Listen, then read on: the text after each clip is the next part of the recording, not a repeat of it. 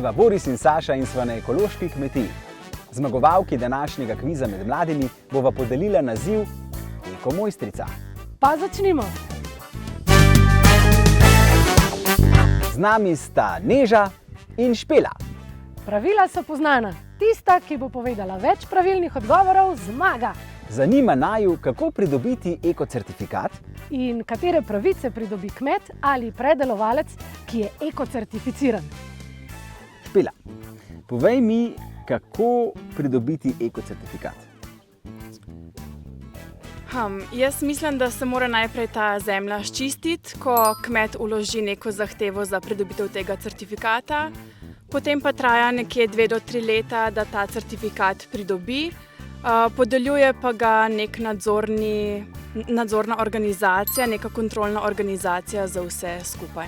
Greva kar na drugo vprašanje. Katere pravice pa pridobi kmet ali pa predelovalec z ekocertifikatom?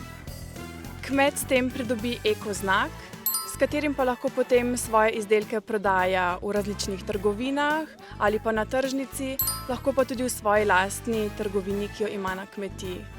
Torej, s tem pa nam kot kupcem pove, da so ta živila in ta hrana ekološkega izvora in da imajo visoko hranilno vrednost in so zdrava za naše počutje.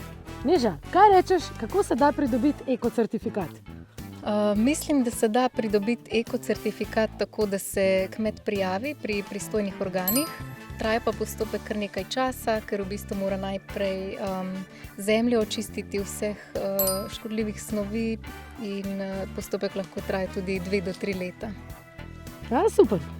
Neža, kaj pa misliš, katere pravice pridobi kmet ali predelovalec, ki je ekocertificiran?